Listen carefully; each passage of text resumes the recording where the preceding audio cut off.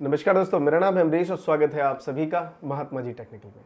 दोस्तों, आज मेरे साथ एक ऐसे शख्स जुड़े हुए हैं जिनकी जब डिटेल अगर मैं बनाना चाहूँ तो उन पे कंप्लीट मुझे एक वीडियो बनानी पड़ेगी एंड आई होप कि मैं वो वीडियो बना भी पाऊँ आगे चल के।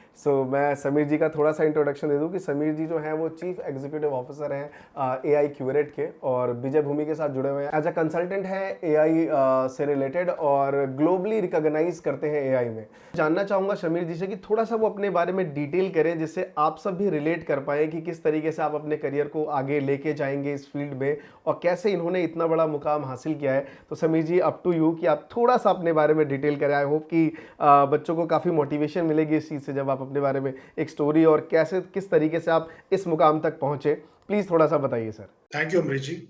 काफी अच्छा लगा आपके साथ जरा आपका काफी नाम सुन रखा है, लेकिन पहली बार ये रूबरू हो रहे हैं। अमरीश जी, एक तो पहले बताना चाहूंगा कि मेरी पैदाइश दिल्ली की है। जी। 27 साल मैंने वहीं निकाले, अपना स्कूल और कॉलेज मैं दिल्ली यूनिवर्सिटी से ग्रेजुएशन किया मैंने, और कॉमर्स में किया है। तो सबसे पहले जब मैं स्टूडेंट से अ, जब मैं फोरम्स में बात करता हूँ तो उनको थोड़ा ये आश्चर्य होता है, सरप्राइज होता है कि आप कॉमर्स स्टूडेंट हैं तो एनालिटिक्स एआई में कैसे आ गए। तो सबसे पहले वही एक बात है कि एनालिटिक्स बैकग्राउंड के रिलेटेड नहीं है। Analytics is more about problem solving. Right. आप जिस बढ़िया तरीके से प्रॉब्लम एक समझते हैं, उसको आर्टिकुलेट करते हैं, उसके अंदर एआई या डेटा साइंस डालते हैं और उसको प्रेजेंट करते हैं, वहां पर आपका एक ये प्रोफेशनल बनता है। तो जब मैंने अपने करियर की शुरुआत की, पहले 6 साल 5 साल मैंने जिलेट में निकाले। मैं मेरी शुरुआत ही एक एग्जीक्यूटिव असिस्टेंट टू एमडी के साथ। बहुत बढ़िया मौका मिला उनके साथ समझने का कि एक स्ट्रेटेजिक लेवल पे, ऑपरेशन लेवल पे कैसे काम करना चाहिए। जब मैं वहां से जिलेट से निकला तो मैं पूरे business planning research Asia pack division का हेड था। 27 साल मेरी उम्र थी उस समय, और ये नहीं पता था उसके बाद जाना कहाँ है, बिकॉज उस समय मैं 2002 की 3 की बात कर रहा हूँ, जब ये टेक्नोलॉजी का एक रेवोल्यूशन आया था। Y2 के बाद आपको पता ही होगा। राइट। वहां पर लगा कि चलो जी कुछ करते हैं। तो उस समय एक ये सेक्टर काफी इंटरेस्टिंग हो रहा था, केपीओ करके, नॉलेज प्रोसेस आउटसोर्सिंग। पर जब मैंने उस सेक्टर को थोड़ा समझना शुरू किया तो पता लगा है कि इसके अंदर एक डेटा जो जाता है कंपनीज के अंदर, उसके अंदर आप एनालिसिस कर सकते हैं। तो वहां से मैंने जब इसको पकड़ा, मैंने एक अपना ही एक मॉडल बनाया कि इसको एनालिटिक्स की जरूरत है। तो वहां से लेके मैंने जेनपैक में काम किया, जहाँ काफी तरह के एनालिटिक्स होते हैं, यूएस रिटेल कंपनीज के लिए, बैंकिंग के लिए। फिर उसके बाद मैंने फिडेलिटी जैसी कंपनी में काम किया, उनका कंट्री हेड था मैं। 32 साल में मेरे को अपॉर्चुनिटी मिली थी कि पूरा उनका आप बैक ऑफिस संभालिए। फिर उसके बाद मैंने कॉग्निसेंट में 2012 में ग्लोबल लीडर के लिए ज्वाइन किया, पूरे एनालिटिक्स और डेटा साइंस। करीब हमने 5 साल के अंदर हमने पूरे मिला के 3,000 प्रोजेक्ट किए, 180 क्लाइंट्स के साथ काम किया ग्लोबली, और 3,500 की वर्कफोर्स थी। और मैं बताना चाहूंगा कि इस वर्कफोर्स के बारे में इंटरेस्टिंग ये है कि सिर्फ 20% आईटी आईएम्स थे, बाकी सारे ट्रेंड स्टूडेंट्स थे जो हम हायर करते थे या बाहर से लाते थे, उनको ट्रेन करते थे। और उसमें आर्ट्स वाले भी थे, स्टोरी टेलर भी थे, एडवर्टाइजमेंट वाले भी थे, कॉपीराइटर भी थे, और साइकोलॉजी वाले भी थे। तो कोई बैकग्राउंड जो एक मिथ है कि सिर्फ वो साइंस या इंजीनियरिंग का होना चाहिए, वो हमने थोड़ा सा डीमिस्टिफाई किया, उसको थोड़ा सा हम स्ट्रीमलाइन किया। उसके कॉग्निसेंट के बाद मैंने फ्रैक्टल ज्वाइन किया। ये एक एआई की प्योर प्ले कंपनी है, as a chief of strategy. और उसके बाद मैंने अपना एक एआई कंसल्टिंग और एडवाइजरी फॉर्म शुरू किया, एआई क्यूरेट करके। बट इसमें एक ही बात बताना चाहूंगा कि अब 23 साल हो गए हैं करियर के साथ, एंड उसमें से 18 साल मैंने एनालिटिक्स, एआई, डेटा साइंस में निकाले हैं। इस फील्ड में कोई एक्सपर्ट नहीं है, हम सारे सिर्फ समझ रहे हैं इस फील्ड को, बिकॉज इतना बड़ा फील्ड है, इतनी अपॉर्चुनिटीज हैं और इतना कुछ करने के लिए है कि आई कीप ऑन सेइंग कि अगर मैं अगले नेक्स्ट 50 साल भी काम करूंगा तो I will just be understanding a fraction of this field. तो बहुत अच्छा एक फील्ड है, बहुत इंटरेस्टिंग है, एंड स्टूडेंट्स को मैं काफी इंस्पायर करूंगा इस बारे में, काफी सजेस्ट करूंगा कि इस फील्ड को लें, पढ़ें इसके बारे में। लेकिन अपने आप को कभी गुरु मत समझे, बिकॉज ये एक ऐसा फील्ड है जो आपको कंटिन्यूसली लर्निंग पूरा दिखाएगा, और जो आप पढ़ेंगे इस फील्ड के बारे में वो आप इंप्लीमेंट करेंगे। सबसे बड़ी खासियत है इस फील्ड की कि ये ऑफ रिलेटेड नहीं है, ये कंटेक्चुअलाइज है। जो भी आप कॉन्सेप्ट पढ़ रहे हैं वो आप इम्प्लीमेंट जॉब में कर सकते हैं। और मैं विजय भूमि यूनिवर्सिटी के साथ भी एसोसिएटेड हूँ। थोड़ा सा बैकग्राउंड विजय भूमि यूनिवर्सिटी का, IIFM बिजनेस स्कूल जो इंडिया के टॉप बिजनेस स्कूल्स में माना जाता है, संजय पडोडे जी उनके चेयरमैन हैं। उनका एक ये पूरा आइडिया कॉन्सेप्ट अब मटेरियलाइज हो रहा है कि उन्होंने एक पूरी यूनिवर्सिटी का एक ये एस्पिरेशन और प्लान बनाया था कि इंडिया की फर्स्ट लिबरल लर्निंग यूनिवर्सिटी होनी चाहिए। एंड कैंपस से लेकर, फैकल्टी से लेकर और प्रोग्राम से लेकर सब कुछ यूनिक है। यूनिक इसलिए है कि इसके अंदर हम जो एक पढ़ाने की कोशिश कर रहे हैं वो बहुत एक अलग मॉडल है। स्टूडेंट्स को काफी लिबर्टी दी जाएगी कि किस तरह के वो कोर्सेज पिक कर सकें।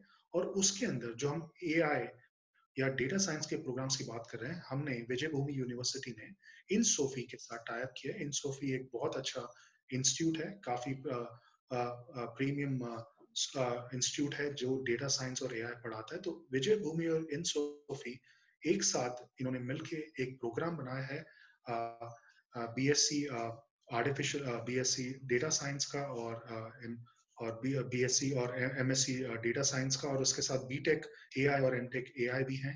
बट इन प्रोग्राम्स के अंदर जो करिकुलम रिलेटेड काफी चीजें गई हैं वो आज की हैं। कोई ऐसी पुरानी चीज नहीं है जो रिलेटेड नहीं हो, आज की हैं। इंडस्ट्री एक्सपर्ट्स ने काफी उसका योगदान दिया है करिकुलम बनाने में। इसके अंदर मास्टर क्लासेस होंगे, लेक्चर्स होंगे, ऑप्शंस होंगे स्टूडेंट्स को पिक करने के, चूज करने का, अपना एक मेन्यू बनाने के। बट उसमें एक और भी खासियत है कि पर्सनालिटी डेवलपमेंट के ऊपर काफी फोकस किया जा रहा है। Conflict management, persuasion, story telling, आप एक प्रपोजल कैसे बनाते हैं, ये चीजें जो एक कॉर्पोरेट में यूज होती है, यहाँ पर स्टूडेंट्स को सिखाई जा रही हैं फ्रॉम अ बेसिस लेवल, ताकि वो जब वो निकले कॉर्पोरेट के अंदर एकदम से जाने के लिए तैयार हों, rather than waiting for years to come. Great sir. Sir बहुत सारे क्वेश्चंस हैं जो बच्चों के काफ़ी आए हुए हैं इस फील्ड से रिलेटेड, तो अभी इस वीडियो को शुरुआत में मैं आपसे काफ़ी कुछ क्वेश्चंस करूंगा एंड आई होप कि बच्चों को बिल्कुल समझ आएगा, जो हम उनको ये डिलीवर कर पाएंगे। Thank you Amrish ji, it's a pleasure coming on your show. Thank you so much. क्या है कि अभी एकदम से सिचुएशन चेंज हो गई हैं, राइट? सब कुछ अब ऑनलाइन की तरफ जाने लग गया। वैसे सब कुछ जा ही रहा था। अगर मैं एक टर्म में बात करूं तो 2030 जो है वो कहीं ना कहीं बहुत नज़दीक हमें दिख रहा है, जो कहीं ना कहीं डिजिटली होना और AI की तरफ जाना। तो सर इस फ्यूचर को, ये जो कोविड चल रहा है, लॉकडाउन हुआ, लोगों को एक सडनली चेंज मूवमेंट दिखा कि यार अब कुछ नया करना है, तो इसमें AI किस तरीके से स्टूडेंट की हेल्प कर रहा है, थोड़ा डिटेल में बेसिक फंडामेंटल से जानना चाहूँगा शुरुआत में कि आखिर ये है क्या, बच्चे क्यों इसमें अपना करियर बनाए। जी, बहुत बढ़िया क्वेश्चन है अमरीश जी। एक तो अगर आपने जैसे बिल्कुल ठीक शुरुआत की कि जैसे देखा जाए, करियर जो 20 साल पहले थे और जो अभी हैं, काफी चेंज आ चुके हैं उसके अंदर। जब मैंने अपनी शुरुआत की थी करियर की 97 में जिलेट के साथ, एंड उसमें सबसे पहले हमें बोला गया था CEO से एक MIS रिपोर्ट बनाने के लिए। तो ये जो MIS रिपोर्ट होती थी, ये एक पेज की रिपोर्ट होती थी जिसके अंदर आपको पूरा विश्लेषण चाहिए कि क्या बिजनेस है, क्या चल रहा है, उसकी कितनी अच्छी हेल्थ है, या क्या क्या प्रोडक्शन हो रही है। तो पर वो एक पोस्टमार्टम होता था। CEO देखते थे और कहते थे चलो जी ठीक है या नहीं ठीक है, पर आप कुछ कर नहीं सकते थे। जी जी। फिर एक दौर आया कि जिसके अंदर नए टूल्स आने शुरू हुए, ERP, CRM, एक business intelligence, data warehousing, जिसमें डेटा स्टोर होने लगा। अब आप ये देखिए, पिछले 10 साल से हमने डिजिटल डेटा काफी ज्यादा कंज्यूम करना शुरू किया है। राइट। पहले हम करते थे थोड़ा थोड़ा, एक मैसेजेस आते थे, फिर थोड़े थोड़े टेक्स्ट शुरू हुए, टेक्स्ट से फिर वीडियो बने, अब तो पूरी मतलब स्ट्रीमिंग होती है जी। तो पर ये डेटा अगर आप कंपनी के हिसाब से देखें, कंपनी को ये डेटा बहुत ही ज्यादा क्रिटिकल लगता है, बिकॉज इससे आप डिसीजन बना सकते हैं। मान लीजिए एक ऑर्गेनाइजेशन के अंदर बहुत ज्यादा कस्टमर्स निकल रहे हैं, चर्न हो रहा है, काफी लोग ज्यादा जा रहे हैं। अब कंपनी को क्या करना चाहिए? मान लीजिए कंपनी इंश्योरेंस स्पेस में है। जी। अब कंपनी कहती है कि वो पूरा अपना डेटाबेस देखेंगे, ठीक बात है, क्योंकि उसके अंदर आप कुछ देख सकते हैं, पैटर्न बना सकते हैं। लेकिन उसके साथ साथ कंपनीज को आजकल सोशल डेटा भी देखना पड़ता है कि ट्विटर पे, फेसबुक पे, लिंक्डइन पे क्या पैटर्न चल रहा है इंश्योरेंस के बारे में, उस कंपनी के स्पेसिफिकली ये क्या बात कर रहे हैं। कंज्यूमर्स और कस्टमर, जैसा आपने बोला, काफी चेंज हो गए हैं। अब कंपनी ये कहती है ये सारा डेटा हम अपने एक डेटाबेस में डालते हैं, एक पूरा इंजन रन करेंगे जिसके अंदर इसको हम बोलते हैं मॉडल या एल्गोरिथम बनेगा, पैटर्न होता है, कोड होता है उसके अंदर, और उसके थ्रू हमें ये पता लगेगा कि भैया क्यों हमारा ज्यादा कस्टमर का चर्न हो रहा है, क्यों छोड़ के जा रहे हैं हमें, या क्यों कंपटीशन को। अब ये एक प्रॉब्लम है, सप्लाई चेन की प्रॉब्लम ले लीजिए, मार्केटिंग की ले लीजिए, फाइनेंस की ले लीजिए, हर एक में जो डेटा का यूज है वो काफी बढ़ गया। अब रही बात आपका एक क्वेश्चन जो आपने पूछा कि भाई ये 2030 में कैसा जाएगा।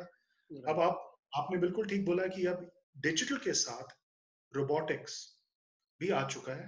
एक हालात ये भी होंगे, शायद मेरे साथ आपके साथ एक रोबोट भी बैठा होगा, या तो क्वेश्चन पूछ रहा होगा या सोच रहा होगा कि क्या पूछना है, आपको प्रॉम्प्ट करेगा। बट ये एक रियलिटी है जो 5-10 साल में होगी। लेकिन अगर इसके हम फाउंडेशन देखें अमरीश जी, ये सब है data science, analytics, artificial intelligence. Great sir. So मैं समझ पा रहा हूँ कि कहीं ना कहीं ये कनेक्टिविटी है फाइनेंस के साथ, मार्केटिंग के साथ, हर चीज़ों को ये जोड़ता है, क्योंकि बेसिक्स जब हमारे पास डेटा बहुत ज़्यादा है तो उसका एनालिटिक्स जो है वो एआई के थ्रू हम मेंटेन कर पाएंगे सारी चीज़ों में। Great sir. सो ये बात बच्चों को समझ आ रही है और मुझे भी कि कितना ये इंपॉर्टेंट है आगे चल के, बिकॉज डेटा हम डे बाय डे बहुत ज़्यादा कंज्यूम कर रहे हैं। अगर मैं बात करूं, जैसा आपने कहा पहले हम एमबी में होते थे, केबी में होते थे, फिर एमबी में आए और आज कितने जीबी में जा रहे हैं एवरी डे। एक इंडिविजुअल जैसे जियो की बात करूं तो 2 जीबी तो वैसे ही फूकता रहता है वो बैठ के। Great sir. So as a career opportunity मैं जानना चाहता हूं कि बच्चे जब 12th करते हैं तो किस माइंडसेट से रहे, उनके पास क्या ऐसी स्किल्स उनको लगता है कि हाँ मेरे अंदर ये स्किल्स है जो मैं एआई में जाना चाहता हूं, तो क्या स्किल्स रिक्वायर्ड है इन चीज़ों के लिए? वो स्किल्स के बारे में थोड़ा सा सर अगर आप डिटेल कर पाएँ। हाँ जी, थोड़ा सा इसको अगर हम देखें अमरीश जी, एक जैसे आपने पहला क्वेश्चन पूछा कि करियर में क्या चेंजेस हो रहे हैं, मैं एक बात पे स्टूडेंट्स को बहुत अपना अनुभव के हिसाब से बताऊंगा कि वैसे ही जैसे करियर में चेंजेस हो रहे हैं, एजुकेशन और लर्निंग में भी काफी चेंजेस हो रहे हैं। अब आप देखिए, पहले हम इंजीनियरिंग करते थे या एमबीए करते थे, उसके बाद हमें लगता था कि चलिए अब क्या करना है उसके हिसाब से देखते हैं। पर आज की तारीख में ये देखिए कि अगर किसी को इंजीनियरिंग करनी है तो उससे क्या जॉब निकलेगी? अगर आप इंडिया के 50,000 इंस्टीट्यूट देखें और उसमें से जो 50,000 में से कम 30,000 के करीब इंजीनियरिंग कॉलेजेस हैं, 18% का डिप्लॉयमेंट रेट है जॉब्स के बारे में। मतलब आप ये देखिए, 82%, 82% स्टूडेंट्स को जॉब्स नहीं मिलता इंजीनियरिंग के बाद। यही हालात एमबीए की भी है, थोड़ा सा बेटर है, वो 18 का जो मैं बोल रहा हूँ 24% डिप्लॉयमेंट रेट है। पर आप ये देखें कि इसका कारण क्या है कि जॉब्स नहीं मिल रहे हैं उनको, अच्छे प्रोग्राम्स में जा रहे हैं, अच्छा मतलब कॉलेजेस में जा रहे हैं। रीजन ये है कि जी इंडस्ट्री में जो चेंज हुआ पिछले 10 साल में, डिजिटल आ गया, उससे काफी नए करियर बने। वैसे ही एजुकेशन में करिकुलम मुताबिक, करिकुलम रिलेटेड चेंजेस होने जरूरी है। अगर आप इंजीनियरिंग में data science, artificial intelligence, analytics, ये डेटा की अंडरस्टैंडिंग नहीं समझेंगे तो वो चैलेंजेस आएगा, बिकॉज कंपनीज के पास इतना पेशेंस या इतना टाइम नहीं है कि वो ट्रेन कर सके 3 महीने, 4 महीने, बट उसके बाद तो उनको वो जो नए एम्प्लॉयज हैं उनको प्रोजेक्ट में डालना है। राइट। और प्रोजेक्ट्स जब आएंगे तो क्लाइंट काफी मतलब खुश होंगे कि अगर वो स्टूडेंट पहले से ही परफॉर्म करके आता हो। यहाँ पर ये जो चैलेंज आ रहा है कि करिकुलम्स को थोड़ा सोफिस्टिकेटेड बनाना है, करिकुलम्स को थोड़ा सा आज की डेट में बनाना है, और उसके हिसाब से जो आज की जॉब्स हैं उसके हिसाब से करिकुलम को बनाना है। पर अगर इसको थोड़ा हम देखें, करिकुलम के साथ ये भी जरूरी है कि हम स्टूडेंट्स को क्या पढ़ा रहे हैं डेटा साइंस में, आर्टिफिशियल इंटेलिजेंस में, इवन रोबोटिक्स या डिजिटल में, क्योंकि उसके मुताबिक फैकल्टी को भी थोड़ा ट्रेन होना पड़ेगा। अब यहाँ पर रही बात स्टूडेंट्स के लिए, एक हम कहते हैं कि आप जो कोई कॉन्सेप्ट पढ़ते हैं, मान लीजिए स्टैटिस्टिकल में एक लीनियर रिग्रेशन है या क्लासिफिकेशन है, जिससे हम पूरा डेटा लेके उसको थोड़ा सा ग्रुपिंग या बकेटिंग कहते हैं।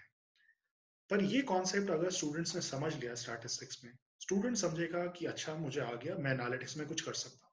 लेकिन प्रॉब्लम ये है यहाँ पर, अगर उसको कोई आप एक बिजनेस रिलेटेड केस स्टडी नहीं देंगे, उसको ये नहीं समझाएंगे कि लीनियर रिग्रेशन का कहाँ पर इंडस्ट्री में यूज होता है, तो वो एक जो लिंक है वो टूट जाएगा। यहाँ पर चेंज आना जरूरी है, इसलिए स्टूडेंट्स का ये जो डिप्लॉयमेंट रेट है ये काफी घिर चुका है, उसको थोड़ा बढ़ाने की जरूरत है। Great sir. बिल्कुल सही कहा आपने कि ये चीज़ें बहुत ज़रूरी है कि केस स्टडी बच्चों को अगर उस लेवल पे ना दी जाए तो बच्चे फिर वो कनेक्ट नहीं कर पाते उन चीज़ों को और वहाँ पे वो एग्जिस्ट नहीं कर पाते, फिर वो फायर हो जाते हैं। राइट। तो सर ये जब सवाल आता है बच्चों के मन में, तो बहुत सारे बच्चे हैं जो ना, जब से ये एआई आया है, मशीन लर्निंग है, डेटा साइंस है, तो एक स्ट्रीम का बड़ा करियर है कि क्या ये साइंस के ही स्टूडेंट कर पाएंगे, या फिर लाइक जो अदर स्ट्रीम्स के बच्चे हैं वो भी इन चीज़ों में ज्वाइन कर सकते हैं?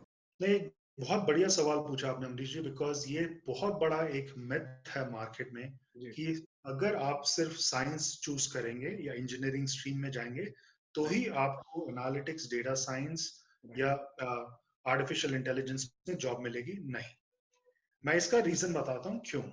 एक तो डेटा साइंस, आर्टिफिशियल इंटेलिजेंस एक बहुत बड़ा फील्ड है। अगर इसके अंदर हम काफी अंदर जाके झांके कि क्या है, करीब 200 से 250 रोल्स अवेलेबल हैं, जॉब रोल्स।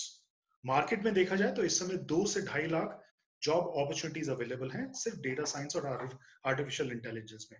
और आज की तारीख में देखा जाए सबसे ज्यादा अपॉर्चुनिटी जॉब्स की इसी फील्ड में। और मैं कल एक तो आर्टिकल पढ़ भी रहा था सर कि बैंगलोर में इसकी सबसे ज़्यादा रिक्वायरमेंट। हाँ जी, हाँ जी, क्योंकि काफी टेक्नोलॉजीज कंपनीज हैं यहाँ पे, काफी स्टार्टअप्स भी हैं, एंड काफी लोग हैं जो दिल्ली, मुंबई या बाकी जगह से माइग्रेट होके इधर आए हुए हैं, और उसकी वजह से काफी एक मतलब एक सिलिकॉन वैली बन गया इंडिया का यहाँ पर। राइट। तो coming back to the point जो आपने पूछा था, अगर इसका देखा जाए ये 200 से 250 जॉब फैमिलीज हैं डेटा साइंस, आर्टिफिशियल इंटेलिजेंस के अंदर। जैसे मैंने बताया कि मार्केटिंग, सप्लाई चेन, आपका फाइनेंस रिलेटेड, ये एक अलग है। लेकिन आप अगर आप इंडस्ट्री देखें, बैंकिंग से लेके इंश्योरेंस से लेके रिटेल, आपका मैन्युफैक्चरिंग, आपका ऑयल, सब में डेटा साइंस, एआई यूज होता है। अगर स्टूडेंट को सिर्फ ये बताया जाए कि भैया अगर आपको स्टैटिस्टिक्स पढ़ना है, मैथमेटिक्स पढ़ना है, नहीं। अब क्या हो रहा है कि जैसे जैसे ये फील्ड बड़ा है, इसके अंदर काफी नए प्रयोग, एक्सपेरिमेंटेशन, एप्लीकेशंस बढ़ रही हैं, अडॉप्शन भी बढ़ रहा है, तो फील्ड भी थोड़ा बढ़ चुका है। इसमें क्या होता है, अब जैसे अगर आपको कोई डेटा लिंक करना है बैंकिंग का, मान लीजिए इंडस्ट्री का, इंश्योरेंस का, तो काफी लोग इसमें ये भी यूज करते हैं कि भैया ये डेटा किस तरह स्टोर करना चाहिए। क्लाउड टेक्निक्स आ गई हैं आजकल की तारीख में कि डेटा वहां पे स्टोर हो रहा है। अच्छा, इस डेटा को थोड़ा वो जो हम बोलते हैं मसाज करना चाहिए, बिकॉज अगर डेटा ढंग से एक मसाज करके नहीं आएगा तो उसका जो मॉडल निकलेगा, इम्पैक्ट है वो नहीं। जी, तो उसके हिसाब से। अच्छा, अब आप मान लीजिए आप क्लाइंट हैं, मैंने पूरा डेटा स्टडी किया, मैंने मॉडल बनाया, लेकिन मुझे अब आपको प्रेजेंट करना है। अगर मैं आपको स्टैटिस्टिकल टेक्निक में बताऊंगा तो आप कहेंगे भैया वही जरूरत थी जो आप मुझे बता रहे हो, वो तो मुझे आता ही नहीं है। मुझे आपको एक स्टोरी टेलिंग वे में, विजुअलाइजेशन वे में बताना।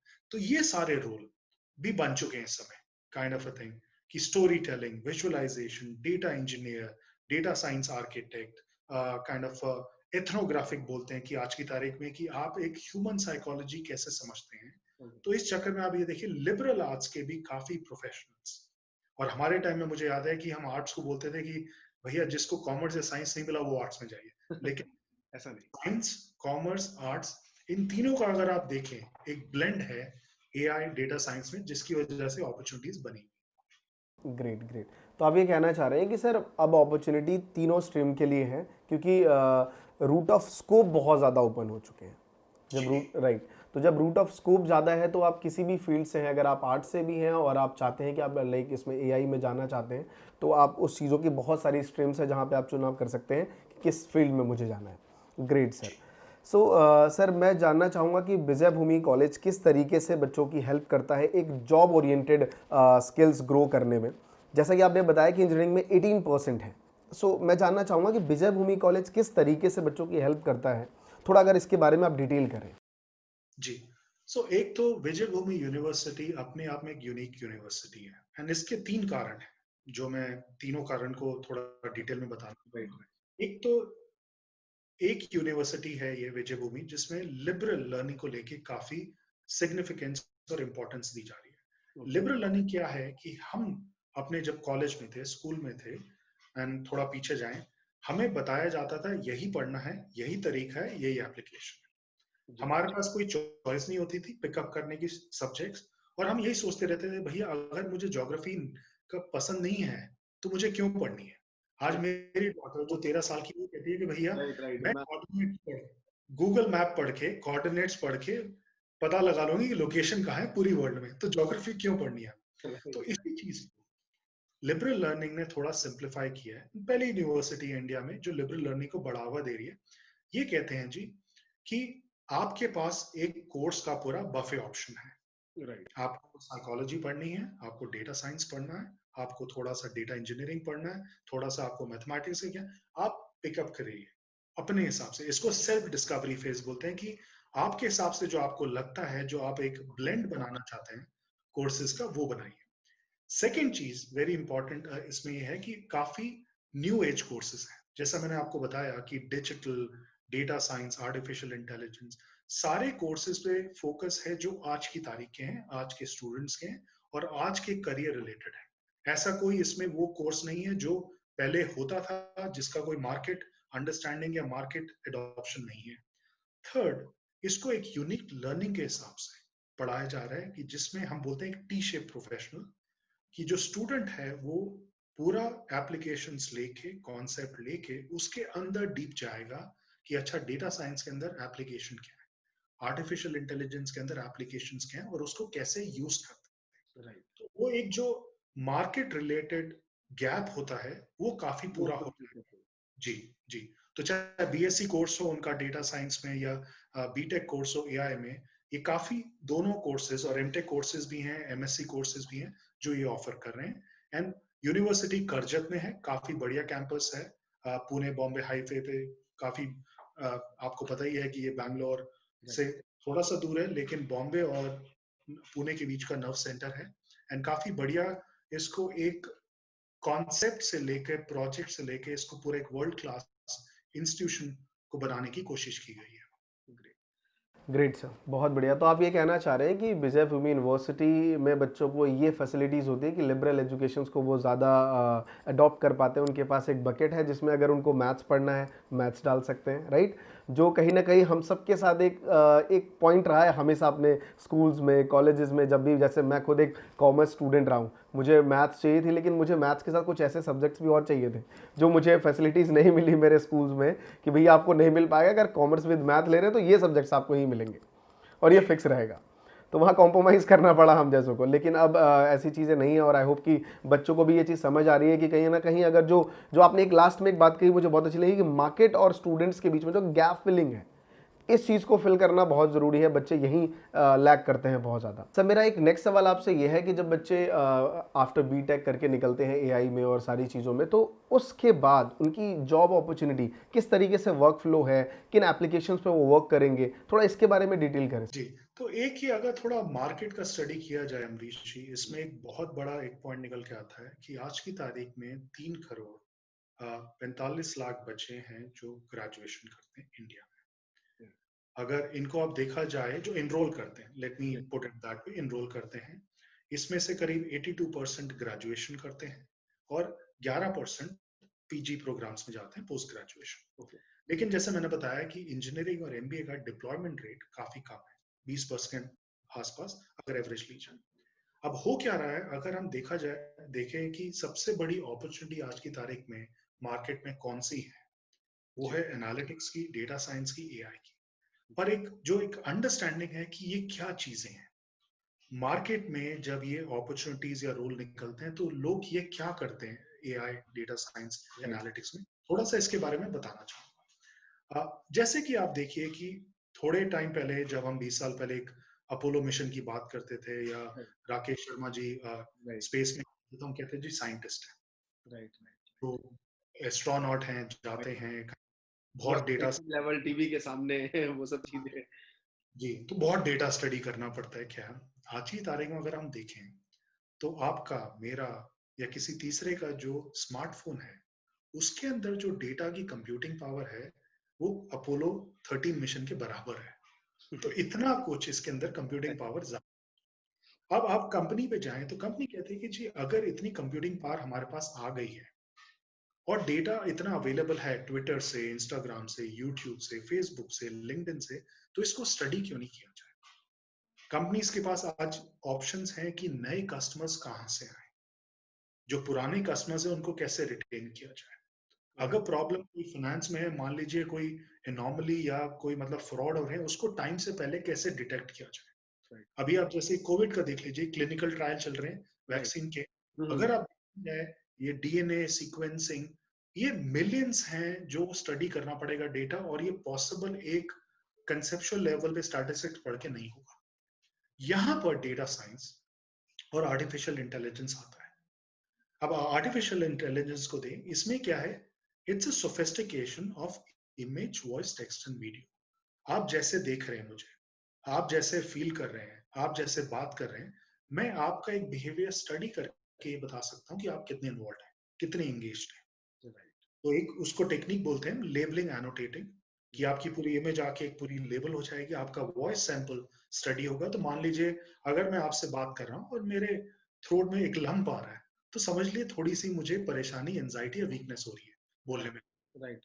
ये सब चीजें अगर आप एक मास लेवल पे स्टडी करें और उसको मशीन में डालें, एल्गोरिथम बनाएं, तो आप ये बता सकते हैं कि कोई एम्प्लॉय टाइम से पहले छोड़ के जाएगा कंपनी, या ये कस्टमर टाइम से पहले मे बी ये दूसरे ब्रांड को चूज करेगा, या फिर किस तरह की प्रेफरेंसेस है। अब इसी चीज को अगर आप कर दीजिए ऑनलाइन पे, जैसे आपने शुरुआत की, जी। आप फ्लिपकार्ट पे जाते हैं, अमेजोन पे जाते हैं, अगर आपको कोई स्नीकर्स पसंद आते हैं, स्पोर्ट शूज, आप उसको लेते हैं, पसंद करते हैं, पिकअप कर लेते हैं।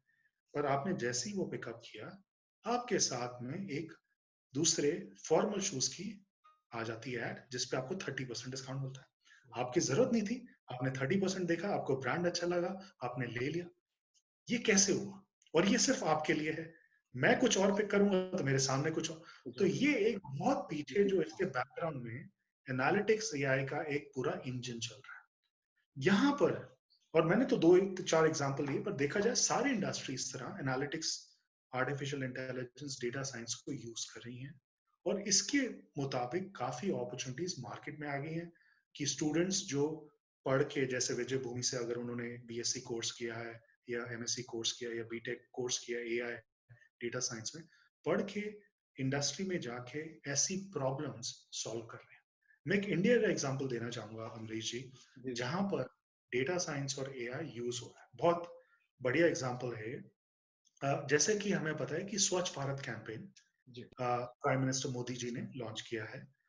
इसका उद्देश्य ये है कि इंडिया के रिमोट पार्ट में, हमारे इंडिया में 6 लाख विलेजेस हैं, दूर दराके में वॉशरूम बनने चाहिए, हाइजीनिक होने चाहिए, और उनका अपकीप होना चाहिए। 12,000 करोड़ गवर्नमेंट ने इसको अलॉट किया है। मान लीजिए आप असम में जाते हैं, डिब्रूगढ़ इलाके में, आपको कोई काम है, वहां पर आपने एक वॉशरूम यूज किया जो स्वच्छ भारत कैंपेन के अंडर बना हुआ है। आपको हाइजीन वहां की पसंद नहीं आई, कोई टाइल वहां पर टूटी हुई थी, आपने कहा नहीं, ये दिस इज नॉट राइट। आप बाहर आए, हर एक वॉशरूम जो स्वच्छ भारत कैंपेन के अंडर बना हुआ है, उसके बाहर एक व्हाट्सएप नंबर है। आपने उस टाइल की फोटो ली, ये व्हाट्सएप नंबर पे डाल दिया। आपको कोई मेंशन नहीं करना कहाँ लोकेशन है, आपका नाम, कुछ नहीं, सिर्फ फोटो को व्हाट्सएप नंबर पे डाल दीजिए। ये फोटो मोबाइल से जाती है, बाड़मेर डिस्ट्रिक्ट है राजस्थान में, वहां पर जिनका कमांड सेंटर है स्वच्छ भारत कैंपेन का, वहां पर ये फोटो एनालाइज होती है, क्योंकि ये लेबल्ड और डेटा साइंस के मुताबिक इसको एनोटेट कर रखा है। वो 20 सेकंड के अंदर जब फोटो आती है, ये बता देंगे ये किस पार्ट से आई है फोटो, डिब्रूगढ़ से आई है, अपने आप आइडेंटिफाई हो जाएगा, बिकॉज ये पहले से एक लेबलिंग कर रखी है डेटा की। राइट। 25 सेकंड बाद ऑटोमेटिक मशीन लर्निंग यूज करके फोन जाएगा उस कॉन्ट्रैक्टर को जिसने ये वॉशरूम बनाया था, रेस्टरूम बनाया था, और उसको बोला जाएगा भैया जी आप इसको फिक्स करिए। पूरी ये जो ट्रांजैक्शन एक्टिविटी है 1 मिनट के अंदर ऑटोमेटिक कंप्लीट हो रही है, और इसको संभालने वाले 4 डेटा साइंस और एआई के प्रोफेशनल हैं जो 24/7 काम करते हैं, सिर्फ 4। और रोज की 60,000 क्वेरीज आती हैं स्वच्छ भारत कैंपेन रिलेटेड। तो इसी को आप देखिए, अगर कॉल सेंटर बनाया जाता, कोई आर्टिफिशियल इंटेलिजेंस या डेटा साइंस नहीं यूज की जाती, तो कम से कम आपको 2,000 एम्प्लॉयज चाहिए होते, जो अब 4 एम्प्लॉयज में काम हो रहा है। Great sir. ग्रेट। तो सर एक सवाल मेरे मन में आ रहा है कि अभी जैसा आप देख रहे हैं कि चाइना के साथ रिलेशंस अपने कितने बिगड़ रहे हैं, सो इसमें क्या एक अपॉर्चुनिटी निकल सकती है हमारे स्टूडेंट्स को जो इस फील्ड से आगे बढ़ रहे हैं, बिकॉज अब काफ़ी कैंपेनिंग चल रहे हैं made in India, right, vocal for local. तो ऐसे कैंपेन्स क्या हेल्प कर सकते हैं हमारे उन स्टूडेंट्स को जो कहीं ना कहीं अब इन सेक्टर से, इन फील्ड से काम कर रहे हैं? बिकॉज आपने देखा कि कई बार एप्लीकेशन डेवलपमेंट करने की, इंडियन एप्लीकेशंस की बात चल रही है कि हमारे जो स्टूडेंट्स हैं वो निकल के आएँ, वो बनाएं, तो जॉब्स अपॉर्चुनिटी इंडिया में ज़्यादा निकलेगी। तो क्या, किस नज़रिए से देख पा रहे हैं आप और आपका कॉलेज?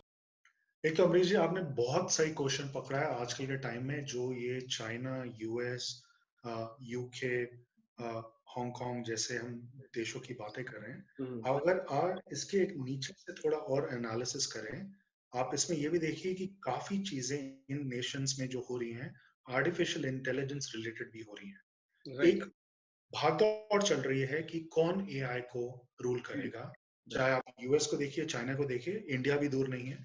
अब सबसे बड़ी बात आपके क्वेश्चन मुताबिक, first of all, India is number one in software development maintenance. 190 billion dollar का एक्सपोर्ट हम करते हैं हर साल, नैसकॉम का डेटा है जी। इस पूरे क्षेत्र में टेक्नोलॉजी सेक्टर, जिसको हम बोलते हैं आईटी सेक्टर बोलते हैं, 44 लाख 44 लाख प्रोफेशनल्स हैं जो इंडिया में इस समय एम्प्लॉयड हैं। अगर आप इसमें देखें, डेटा साइंस और एआई और एनालिटिक्स रिलेटेड प्रोफेशनल 5 से 6 लाख हैं और बढ़ रहा है। सबसे ज्यादा इसका 21% ग्रोथ रेट है हर साल का। अब इसमें आप ये जो आपने ये क्वेश्चन पूछा, अब हो क्या रहा है कि जैसे जो भी ऐप है, अगर आपको स्टडी करना है पीछे से, तो इसके अंदर काफी डेटा एनालिसिस किया जाता है, आर्टिफिशियल इंटेलिजेंस, डेटा साइंस का यूज होता है। तो इंडिया ने क्या किया है, काफी जो इंडस्ट्री बॉडीज हैं, इंस्टीट्यूट्स हैं, काफी अपने उन्होंने इंक्यूबेशन रिसर्च के प्रोजेक्ट स्टार्ट किए हुए हैं आर्टिफिशियल इंटेलिजेंस में, डेटा साइंस में। दो एग्जांपल यहां पर लूंगा आपको बताने के लिए कि हम सुनते आ रहे हैं पिछले 50 साल से, नागपुर किसके लिए फेमस है जी? ऑरेंजेस के लिए। आप भी खाते हैं, मैं भी खाता हूँ। बट हुआ क्या है, अगर ये स्टडी किया जाए पिछले 5 से 6 साल से, नागपुर के अंदर ऑरेंजेस की जो हर साल की जो प्रोडक्शन होती है, क्रॉप प्रोडक्शन, उतनी नहीं हो पा रही।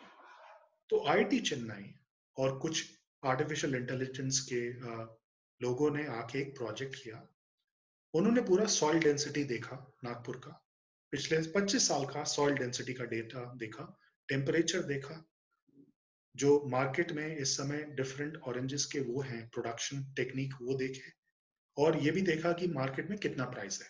अगर आप इन 3-4, हम इनको वेरिएबल्स बोलते हैं, देखा जाए तो आप एक स्टैटिस्टिकल टेक्निक से सॉल्व नहीं कर सकते, बिकॉज हम जो देखने की बात कर रहे हैं।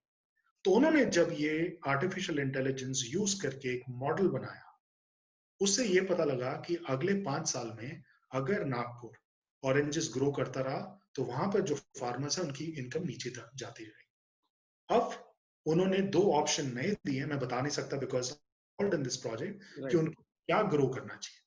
तो अगले 5 साल में आप ऑरेंजेस को देखेंगे नागपुर से, बट 2 नए क्रॉप आएंगे जो वहां से फार्मर्स की इनकम बढ़ाएंगे। तो जस्ट बिकॉज ऑफ एक स्टैटिक्स रहा जो कि एआई ने बहुत हेल्प की, और एक नया प्रोडक्ट निकल के आया जिससे वो ग्रो होगा, राइट? तो आपके जो क्वेश्चन आपने पूछा, ये जो इंडिया जो कर रहा है, हम कहते हैं कि artificial intelligence will solve large complex unresolved problems of India. एक और बताना चाहूंगा, बहुत ये एक इंटरेस्टिंग केस है जो भी चल रहा है। मुझे नहीं पता अगर आपने कभी लॉयर्स के साथ टाइम स्पेंड किया या कोई केस लड़ा है, भगवान ना करे किसी को केस दुख की बात है, लेकिन इंडिया में इस समय जो केसेस चल रहे हैं, सेशन कोर्ट से लेकर हाई कोर्ट से सुप्रीम कोर्ट से लेकर, ये 3 करोड़ 30 लाख केसेस हैं आज की तारीख में, मार्च एंड का डेटा इस साल का। इसमें से 84% जो केसेस हैं अमरीश जी, 13 साल पुराने हैं, एवरेज 13 साल पुराने। मतलब अगर कोई केस आपने फाइल किया तो मान के चलिए मोस्ट लाइकली वो 10 साल 13 साल तो चलेगा ही चलेगा। एक लॉयर है, आप हाई कोर्ट का पकड़ लीजिए, सेशन कोर्ट का, उसका 74% टाइम जाता है जो 532 सेक्शन है इंडियन पीनल एक्ट के स्टडी करने के और उसके सब सेक्शन फाइंड करने के। तो मतलब उसका 3/4 टाइम, 75% टाइम सिर्फ सेक्शन स्टडी करने में जा रहा है। तो वो केस कैसे सॉल्व करेगा?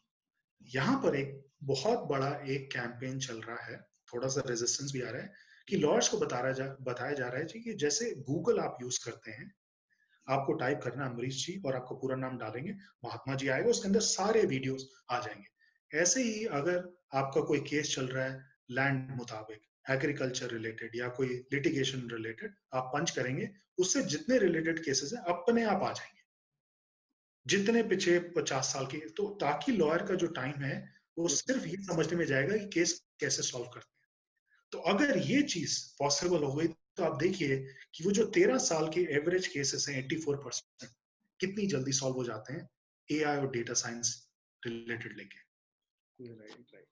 तो सर कुछ कंपनीज जो मैं जानना चाहूँगा कि आने वाले 2-3 सालों में जिनमें एआई की काफ़ी ज़्यादा हायरिंग होगी, काफ़ी ज़्यादा जॉब अपॉर्चुनिटीज़ हैं, कुछ 1-2 कंपनीज के नेम लेना चाहें जो इंडिया में ही है। नहीं, एक तो इसमें से ये अमरीश जी बहुत इंटरेस्टिंग बात है कि हर एक कंपनी, चाहे इंडियन कंपनी लीजिए, टाटा से लेके बिरला, अदानी या रुइयास या आपके राइट, सारे हायर कर रहे हैं। फिर दूसरा क्या है, आप देखिए इंडिया में जो ये मल्टीनेशनल्स हैं, माइक्रोसॉफ्ट, गूगल, फेसबुक, सबके ऑफिसेज हैं, बहुत बड़े ऑफिसेज हैं। राइट, 25 से 30,000 50,000 एम्प्लॉयज काम कर रहे हैं।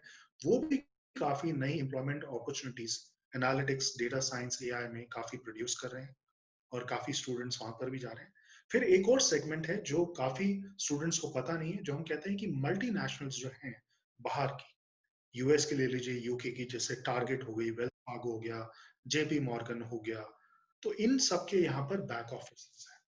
हम इनको कैप्टिव्स बोलते हैं, ग्लोबल कैपेबिलिटी सेंटर बोलते हैं। कम से कम 1500 ऑफिसेज हैं इन डिफरेंट कंपनीज के, और इसके अंदर करीब 10 लाख प्रोफेशनल्स हैं।